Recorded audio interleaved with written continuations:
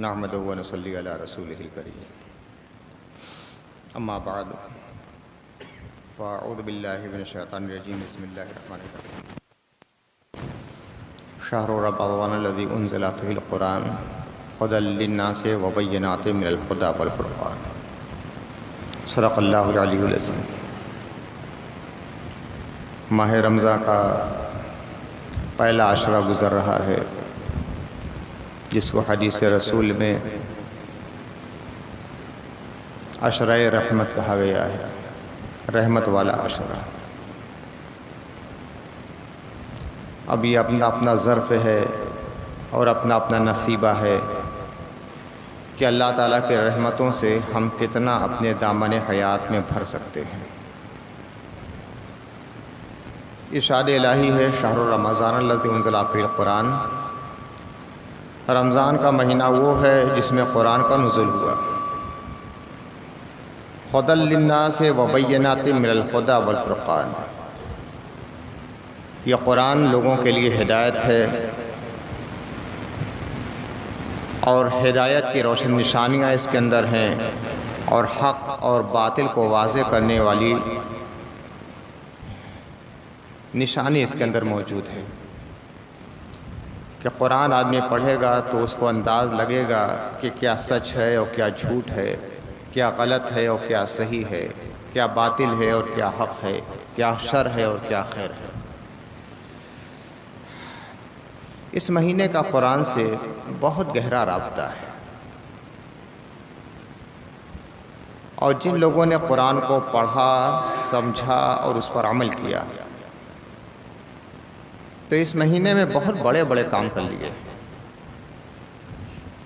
بہت سے لوگ یہ سوچتے ہیں کہ یہ مہینہ تو بے عملی کا مہینہ ہے، صرف کھاؤ اور کچھ عبادتیں کر لو اور سو جاؤ، لیکن جب تاریخ کا مطالعہ ہم کرتے ہیں تو اتنے بڑے بڑے کام کیے گئے ہیں اس مہینے میں کہ انسان دنگ ہے کہ اللہ یہ کیسے بندے تھے کہ ہم گھر سے باہر نکلنے کے لیے گرمی کی شدت کی وجہ سے تیار نہیں ہوتے، اور یہ ہمارے اسلاف اور مجاہدین اور غازیان اسلام تھے جنہوں نے اتنے بڑی بڑی جنگیں لڑی ہیں کہ تاریخ میں جن کا جواب نہیں ملتا ہے۔ روزے کے عالم میں اسی ماہ رمضان میں خود اللہ کے نبی صلی کے زمانے میں کی جو عظیم جنگیں ہوئیں وہ ماہ رمضان میں،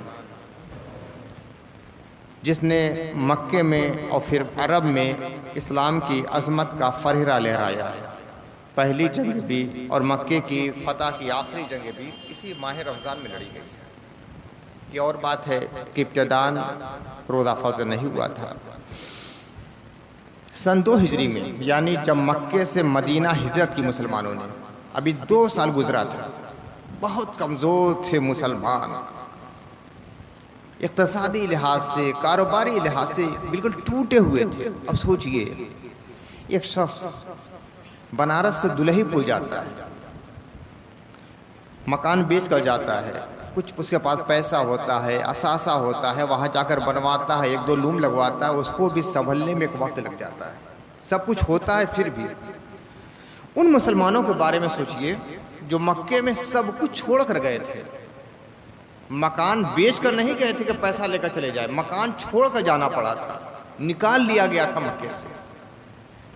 کاروبار کا جو سامان تھا وہ لے کر نہیں جانا تھا، یہاں تک کہ کچھ تو ایسے بھی صحابہ تھے کہ گھوڑا لے کر جا رہے تھے تو ان کا گھوڑا چھین لیا گیا کہ جانا ہے مدینے تو پیدل جاؤ، تم گھوڑا لے کر نہیں جا سکتے۔ ایسے ٹوٹے پھوٹے حالت میں مسلمان پہنچے تھے مدینہ شریف میں، اور صرف 2 سال ہوا تھا، 2 سال۔ سن 2 رمضان مبارک مکے کے کافروں نے مدینے پہ چڑھائی کر دی۔ مسلمان اللہ کے رسول صلی اللہ علیہ وسلم کے حکم سے جنگ کے لیے تیار ہو گئے۔ 1000 کافر آئے تھے اور پورے جنگی سامان سے لیس ہو کر، اور مسلمانوں کا کالم کیا تھا؟ صرف 313 مسلمان مجاہد، صرف 313۔ چند لوگوں کے پاس تلوار تھی، چند گھوڑے تھے، چند زیرہ تھی، نہتے پیدل، ادھر سے گھوڑے پر سوار، ادھر مسلمان پیدل، ادھر سے تلوار چلائی جا رہی ہے، اپنے ہاتھ پہ وار رک رہے ہیں۔ لیکن انجام کیا ہوا؟ یہ 313 کی اللہ تعالیٰ نے مدد کی اور 1000 پہ غالب آ گئے، مسلمان جیت گئے۔ کس مہینے میں ہوا تھا؟ اسی ماہ رمضان المبارک میں 17 رمضان کو غزوہ بدر ہوا ہے، ماہ رمضان میں، اور 17 رمضان ہی کے تاریخ شب قدر کی تاریخ، پہلی شب قدر 17 تاریخ کو قرآن مجید اسی تاریخ میں نازل ہوا ہے۔ اور اس جنگ کو جس سے مکہ فتح ہوا، بلکہ جنگ بھی نہیں ہوئی، لیکن جنگ لڑے، مسلمان جیت گئے، تھوڑی سی موڑی جھڑپ ہو گئی راستے میں، وہ فتح مکہ، وہ سن 8 ہجری میں رمضان المبارک میں 20 رمضان مبارک کو مکہ فتح ہوا ہے۔ مدینے سے اللہ کے نبی صلی اللہ علیہ وسلم 10,000 صحابہ کو لے کر چلے ہیں مکہ کے لیے، 10,000 صحابہ۔ ابھی 6 سال پہلے یہ پوزیشن تھی کہ 313 صحابہ تھے، اور 6 سال میں یہ پوزیشن ہو گئی کہ 10,000 صحابہ کے ساتھ اب مدینے سے مکے اللہ کے رسول تشریف لائے ہیں۔ پہلے کافر مکے سے مدینے آئے تھے، آج مدینے سے مکے اللہ کے رسول تشریف لائے ہیں، اور خانہ کعبہ کو پاک صاف کرنے کے لیے جو بت ان لوگوں نے بھر دیے تھے اور شرک کا اڈا بنا رکھا تھا، اسے توحید کا مرکز بنانے کے لیے اللہ کے نبی صلی اللہ علیہ وسلم 20 رمضان المبارک سن 8 ہجری کو تشریف آ رہے ہیں مدینے سے مکہ معظمہ، اور اللہ تعالیٰ انہیں فتح عنایت فرماتا ہے۔ اللہ تعالیٰ کا ارشاد ہوتا ہے انا فتحنا لک فتحا مبینا، اے نبی ہم نے آپ کو کھلی ہوئی فتح عطا فرمائی، لیغفر لک اللہ ما تقدم من ذنبک وما تأخر، تاکہ اللہ تعالیٰ آپ کی عظمت شان کے لیے ان سارے الزامات اور اتہامات کو مٹا ڈالے جو آپ پر پہلے لگائے گئے ہیں اور بعد میں لگائے گئے ہیں۔ یہ آیت مبارکہ قرآن مجید کی بہت نازک آیت مبارکہ ہے، بہت نازک، جو انتہائی نازک ترین مقامات ہیں قرآن شریف کے، اس میں سے ایک آیت یہ بھی ہے۔ اوقاتوں سے وہ لفظ ذنب کا جو لفظ آیا ہے، الگ الگ ترجمے اس کے کیے گئے ہیں۔ ذنب کا معنی عام طور سے گناہ مانا جاتا ہے، اسی کے جمع ذنوب آتی ہے، ذنوب، غافر الذنوب، غافر الذنب، قابل التوب، یہ الفاظ آتے ہیں۔ ذنب معنی گناہ عام طور سے ہوتا ہے، اس لیے کچھ لوگوں نے ترجمہ یہ کر دیا اے نبی ہم نے آپ کو کھلی ہوئی فتح عطا فرمائی تاکہ آپ کے اگلے پچھلے گناہ معاف کر دے۔ نبی کو گناہ گار بنا دیا، جو گناہ گار ہو جائے وہ پھر نبی کیسے ہو سکتا ہے؟ نبی تو معصوم ہوتا ہے نا، نبی معصوم ہوتا ہے، اعلان نبوت سے قبل بھی معصوم ہوتا ہے، اعلان نبوت کے بعد بھی معصوم ہوتا ہے، حیات ظاہری کی آخری سانس تک معصوم ہوتا ہے۔ اہل سنت کا متفقہ عقیدہ ہے کہ نبی معصوم ہوتا ہے، اور جب گناہ گار ہو گیا تو پھر معصوم نہیں رہا۔ تو اہل سنت کے محل کی اینٹ سے اینٹ مل ڈھہ جائے گا پورا محل۔ کچھ لوگوں نے بچاؤ کے لیے دوسرا راستہ اختیار کیا، ترجمہ کیا لیغفر لک اللہ ما تقدم من ذنبک وما تاخر، تاکہ اللہ تعالیٰ آپ کی امت کے اگلے پچھلے گناہ کو معاف کر دے۔ اب اعتراض ہوتا ہے کہ بھئی اچھا تو ترجمہ لگ رہا ہے، مگر کیا لغت بھی اس کا ساتھ دے رہا ہے؟ ذنب کا معنی اس میں بھی ترجمہ ہی کیا گیا ہے گناہ، ذنب کا معنی تیرا، ذنب معنی گناہ، ذنب کا تیرا گناہ، تیری امت کا گناہ کیسے آ گیا؟ آپ کی امت کا گناہ کیسے؟ امت کا لفظ ہی یہاں نہیں ہے۔ اچھا تو لگ رہا ہے مگر قرآن ساتھ نہیں دے رہا ہے، لغت ساتھ نہیں دے رہا، تو ایسا ترجمہ ہونا چاہیے کہ منمانی نہ ہونے پائے۔ اس کو کہتے ہیں تفسیر بالرائے، اپنی رائے سے تفسیر کرنا۔ یہ کہا تفسیر بالرائے حرام ہے، بہت بڑے بڑے مفسرین نے جو ترجمہ کیا ہے، اسی زمانے کی بات میں نہیں کر رہا ہوں کہ اردو میں کسی نے ترجمہ کر دیا، اس سے بہت پہلے لوگوں نے ترجمہ کیا ہے کہ اس سے مراد ہے کہ آپ کی امت کے گناہ بخش دے۔ امت کا لفظ کہاں آیا ہے یہ بتائیے مجھے، قرآن میں امت کا لفظ تو نہیں آیا ہے، ذنب کا لفظ آیا ہے۔ آپ کے گناہ ہو رہا ہے، اگر ذنب کا معنی گناہ لے رہے ہیں تب پھر کون سا ایسا ترجمہ ہوگا کہ لغت بھی ساتھ دے اور قرآن میں تحریف بھی نہ ہونے پائے؟ قرآن بھی ساتھ دے رہا ہے، تو اس کے لیے تحقیق کی ضرورت ہوتی ہے۔ تو تاریخ لغت سے واقف لوگ ہوتے ہیں، تاریخ لفظیات سے۔ تو اس کا مادہ کیا ہے؟ ذال نون بے، ذال نون بے۔ عربی میں اس کا اصولی معنی ہوتا ہے وہ چیز جو کسی کے پیچھے لگا دی جاتی ہے، کسی کے پیچھے کوئی چیز لگا دی جائے تو وہ ذال نون بے کا لفظ بولتے ہیں۔ اسی لیے عربی میں جانور کی دم کو بھی ذنب کہا جاتا ہے، ذنب مانے دم، پونچھ، اس لیے کہ وہ جانور کے پیچھے لگی رہتی ہے. صرف گناہ ہی نہیں ہوتا، ہر وہ چیز جو کسی کے پیچھے لگا دی جاتی ہے. اسی لیے الزام اور تہمت کو بھی عرب ذنب کہتے ہیں، اس لیے کہ انسان کے پیچھے لگا دی جاتی ہے. تہمت کہتے ہیں، تہمت لگا دی، الزام لگا دیا، تو کسی کے پیچھے یہ چیز لگا دی جاتی ہے تو عرب ذنب، تہمت اور الزام کو بھی لگا دیتے ہیں.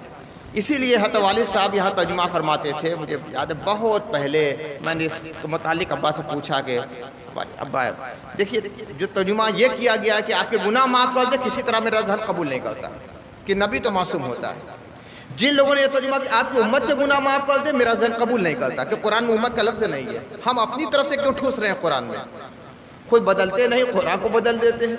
علامہ اقبال نے کہا ہے تو قرآن کو بدلنے کی کوشش نہ کرے. تو والد صاحب نے فرمایا، یہ تحقیق والد صاحب کی، میری نہیں، میری کیا مجال ہے. فرمایا کہ ذنب ہر اس چیز کو کہتے ہیں جو کسی کے پیچھے لگا دی جاتی ہے. اسی لیے ذنب کہتے ہیں دم کو بھی، پونچھ جانور کے پیچھے لگی رہتی ہے. عرب تہمت اور الزام کو بھی کہتے ہیں ذنب. لیغفر لک اللہ ما تقدم من ذنبک وما تاخر.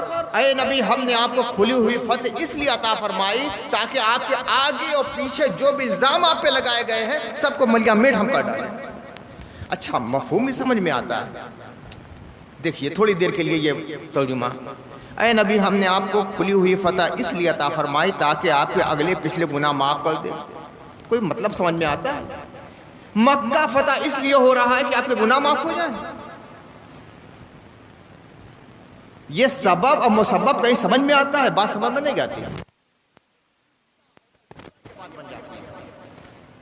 لیکن یہ ترجمہ کہ اے نبی ہم نے آپ کو کھلی ہوئی فتح اس لیے عطا فرمائی تاکہ آپ پر جو اگلے الزام لگے ہیں اور پیچھے الزام لگے ہیں سب کو ملیا میٹ اور ختم کر ڈالے. سمجھ میں آتا ہے جو تاریخ جانتے ہیں. عرب کے لوگ یہ کہتے تھے کہ مکے پر اور کعبۃ اللہ پر باہر کے کوئی بھی ظالم اور فاسق اور جھوٹی قوم کبھی بھی قابض نہیں ہو سکتی. کسی دوسرے بادشاہ کا یہاں قبضہ نہیں ہو سکتا، حکمرانی نہیں ہو سکتی. اور جب ابرہہ والا واقعہ ہوا جو ایک بہت لشکر جرال لے کر آیا تھا جس میں بڑے بڑے ہاتھی بھی تھے، آزمودہ کار مجرب پہلوان تھے، سپاہ سالار تھے، مگر اللہ تعالیٰ نے اپنے کعبے کو کیسے بچایا؟ اتنے بڑے بڑے ہاتھی کو مارنے کے لیے اللہ تعالیٰ نے چھوٹی چھوٹی چڑیاں کو بھیج دیا، طیرن ابابیل. اور ہر چڑیا کے پاس 3 کنکریاں تھیں، 2 پنجے میں اور 1 چونچ میں. اور وہ 3 کنکریاں مارتی تھی تو گویا وہ لگتا تھا کہ خدا کی طرف سے ایٹم بم مارا جا رہا ہے.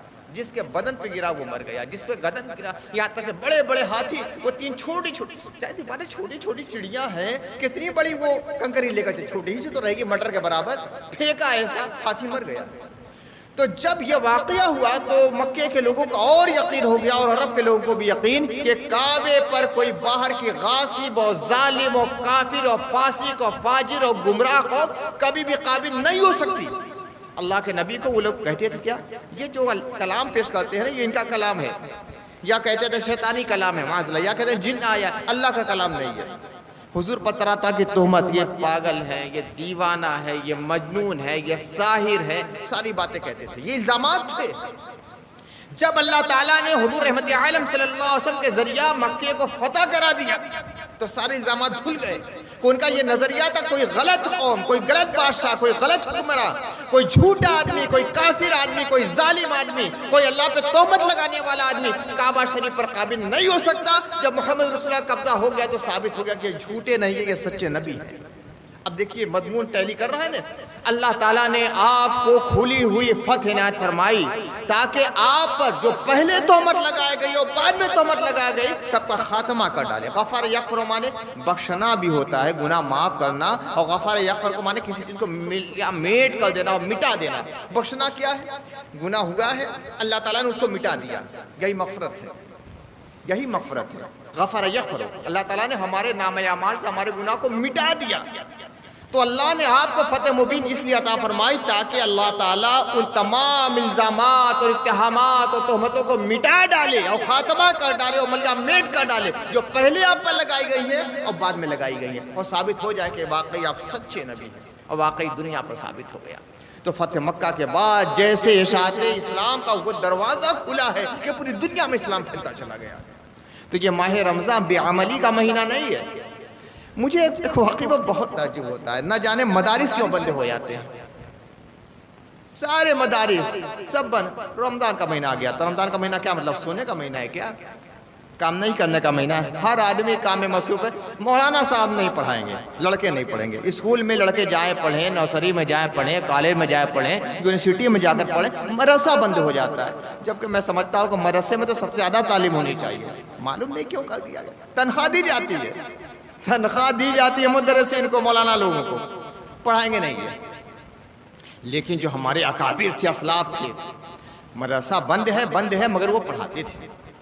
اللہ بے شمار رحمت نازل فرمائے. میرے سب سے بڑے استاد والد گرامی کے بعد حضرت مولانا مفتی محمد عمر صاحب رحمۃ اللہ تعالی علیہ, وہ مجھ سے کہتے تھے, مولی نصیر صاحب رمضان میں مدرسہ بند ہے, تعلیم بند نہیں, آپ میرے پاس آیا کیجیے. میں جاتا تھا, فجر بعد جاتا تھا, 7 بجے جاتا تھا اور ظہر کے وقت پڑھتا تھا. پورے مہینہ مجھے پڑھاتے تھے. فرماتے تھے مدرسہ بند ہے, تعلیم بند نہیں ہے, آپ آیا کیجیے. میں روز جاتا تھا پورے مہینہ بھر. ان لوگوں نے ٹھوک ٹھوک کر مجھے پڑھایا. تو اللہ کی بے شمار رحمت ہے. اب کہاں وہ علماء, کہاں وہ ذوق بچوں کے اندر. معلوم ہو جائے مدرسہ بند ہے تو 2 گھنٹہ پہلے ہی تو بھاگنے کی کوشش کرتے ہیں, لیکن پہلے لڑکوں کو ذوق تھا, پڑھنا ہے مجھے, پڑھنا ہے. تو یہ مہینہ بڑے بڑے کارنامے انجام دینے کا مہینہ ہے. جب مکہ فتح ہوا تو پورے ملک عرب پر اسلام کی ہیبت اور سطوت چھا گئی. اور پھر اس کے بعد ہی اعلان ہو رہا ہے, جب سورہ توبہ نازل ہو گئی, حج فرض ہوا, سورہ توبہ نازل ہوئی, جس میں اللہ تعالیٰ فرماتا ہے کہ اب اگلے سال سے کوئی کافر بھی حدود حرم میں داخل نہیں ہو سکتا. 1 سال کا موقع دیا گیا تھا, جاؤ سب لوگ نکل جاؤ. پورا مکہ پاک ہو گیا کافروں سے. اس کے اعلان کے لیے اللہ کے رسول صلی اللہ علیہ وسلم نے حضرت علی کو بھیجا تھا. امیر حج بنایا تھا حضرت ابوبکر صدیق کو. حضور صلی اللہ علیہ وسلم تشریف نہیں لے گئے تھے. جب حج فرض ہوا ہے تو پہلے سال اللہ کے رسول تشریف نہیں لے گئے ہیں. امیر حج حضرت ابوبکر صدیق کو بنایا تھا. کتنی عظیم شخصیت ہے. صحابہ کرام میں جس شخص کا انتخاب تمام حجاج کو حج کرانے کے لیے امیر حج کی حیثیت سے کیا گیا, وہ کون تھے؟ حضرت سیدنا ابوبکر صدیق رضی اللہ تعالیٰ عنہ. اللہ کی بے شمار رحمت نازل. اور مسلمانوں کو نماز پڑھانے کے لیے اپنی حیات میں کس کا انتخاب فرمایا؟ حضرت سیدنا ابوبکر صدیق کا انتخاب فرمایا. اتنی عظیم شخصیت. مسلمانوں کا قافلہ لے کر حضرت ابوبکر صدیق چلے, اور اس کے بعد سورہ برات نازل ہو گئی. سورہ توبہ جسے کہا جاتا ہے, سورہ برات اور سورہ توبہ. اللہ کے نبی صلی اللہ علیہ وسلم نے صحابہ کرام کے سامنے ایک اعلان فرمایا. اس سورے کا اعلان کرنا ہے مکہ معظمہ میں حج کے موقع پر,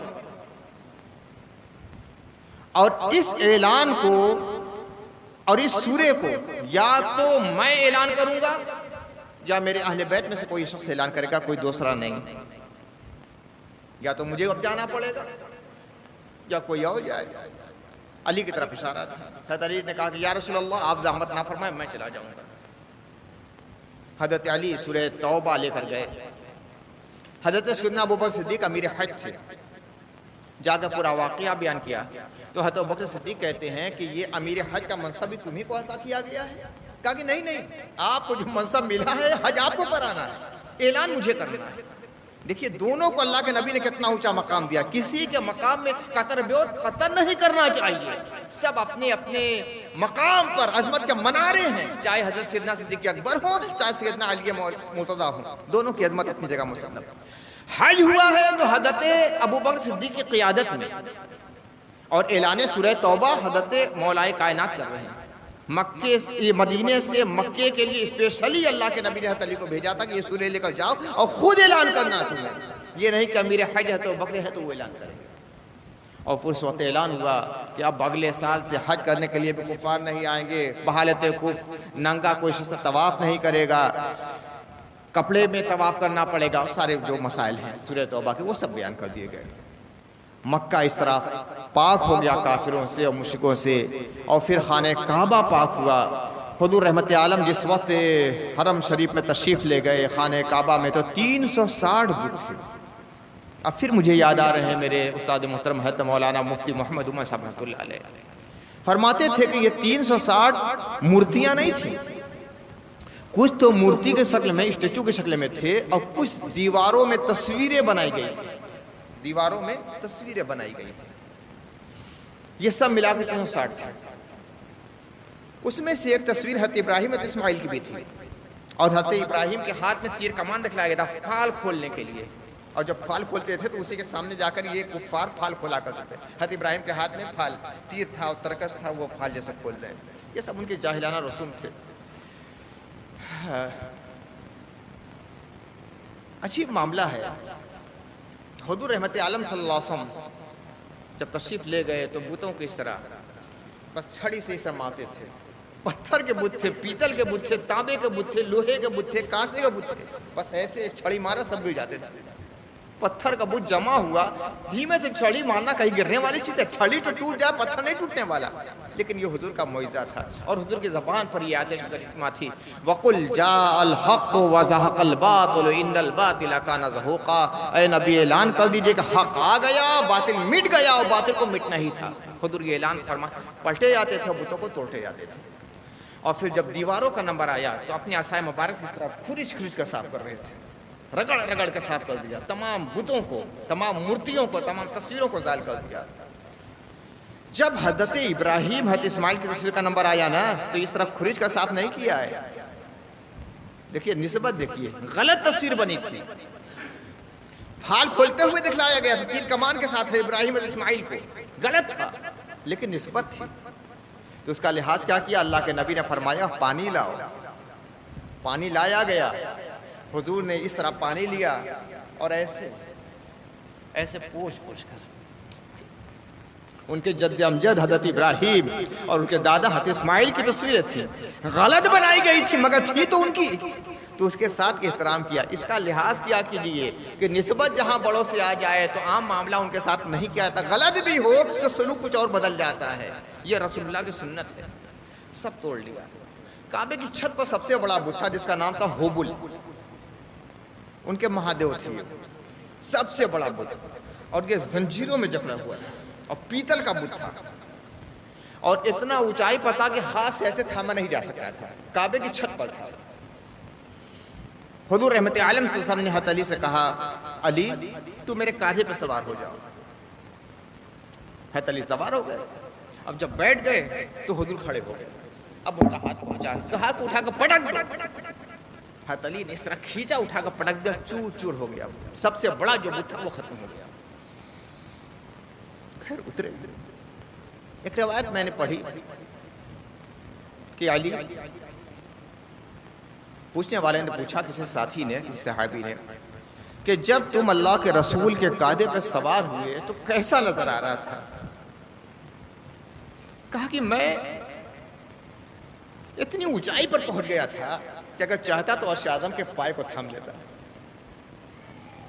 حضور کے کاندھے پر جب سوار ہوئے تو اتنی اونچائی پر پہنچے، کہا کہ میں چاہتا تو عرش اعظم کے پائے کو تھام لیتا۔ یہ بھی خاموش، وہ بھی خاموش۔ میں ہوتا تو پوچھتا کہ دادا علی، روحانی دادا ہیں ہم لوگ کے، پیر مرشد ہیں، آپ نے پھر کعبہ کے پائے کو تھاما کیوں نہیں؟ عرش اعظم کے پائے کو تھاما کیوں نہیں؟ جب اتنا آگے آپ ہاتھ پہنچ گیا تھا تو عرش اعظم تھا، اللہ کی سب سے بڑی تجلی کا، اس کے پائے کو تھام لیتے۔ تو جانتے ہیں علی کیا جواب دیتے کہ جو دوش رسول پہ سوار ہو گیا اسے عرش اعظم کے پائے کو تھامنے کی کیا ضرورت، وہ تو عرش کے عرش ہیں، جب وہاں پہنچ گیا تو عرش کی حیثیت کیا رہ جاتی ہے۔ وہ فتح مکہ اسی ماہ رمضان میں 20 رمضان کو ہوا ہے، اور 20 رمضان کیا ہوتا ہے؟ آدمی نڈھال زیادہ ہو جاتا ہے، شروع میں تو کچھ توانائی بھی بدن میں رہتی ہے، 20 رمضان آتے آتے کتنا کمزور ہو جاتا ہے۔ جو مکے کی سب سے بنیادی جنگ اور سب سے بڑی فتح ہوئی ہے وہ 20 رمضان کو فتح مکہ کی شکل میں ہوئی۔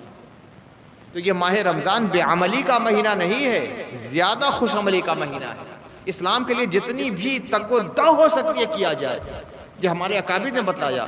آپ کو معلوم ہوگا، اکثر لوگ ہو سکتا ہے جانتے ہو، مجھ سے تو بارہا سنا ہوگا، اندلس جو فتح ہوا ہے تو یورپ میں اسلام کا پرچم جو لہرایا ہے وہ فتح اندلس کے ذریعہ، آدھا سے زیادہ یورپ فتح ہو گیا تھا۔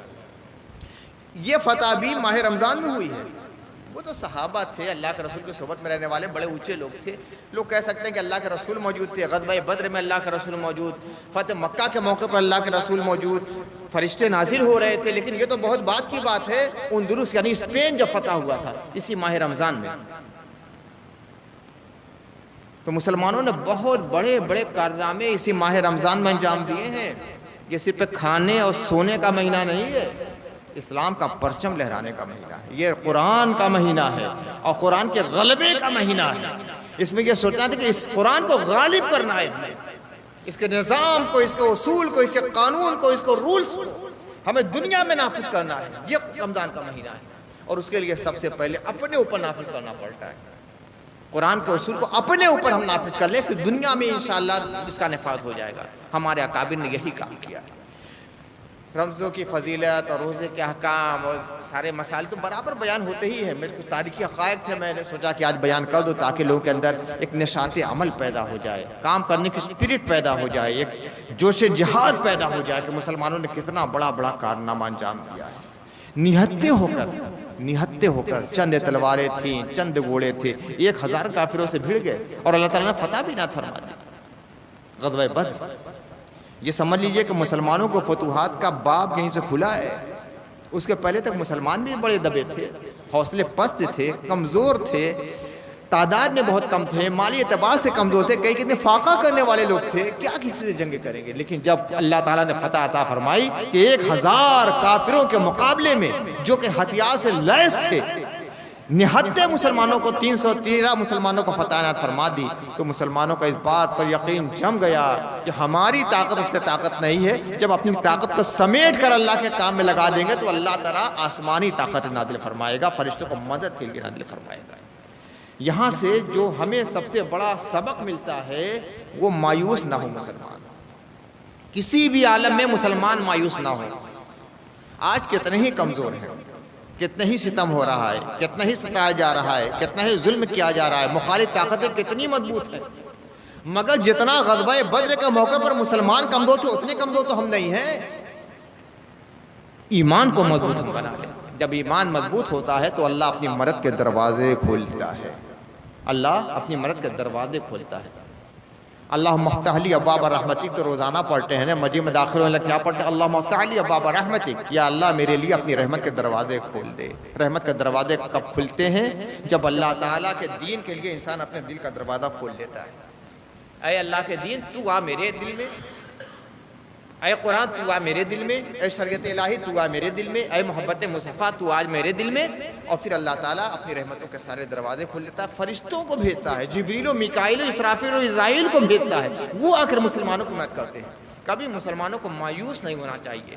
جب 313 لوگوں کو اوپر کافر غالب نہیں ہو سکے تو آج تو عرب مسلمان دنیا میں ہیں. ہمیں اپنے آپ کو بدلنے کی ضرورت ہے. ان اللہ لا یغیر ما بقوم حتی یغیروا ما بانفسہم. اللہ تعالیٰ اس وقت تک کوئی سی قوم کو بدلتا نہیں ہے جب تک کہ لوگ اپنے آپ کو نہیں بدل لیتے. اللہ تعالیٰ ہم سب لوگوں کو اعمال خیر کی توفیق عطا فرمائے. وآخر دعوانا الحمدللہ رب العالمین.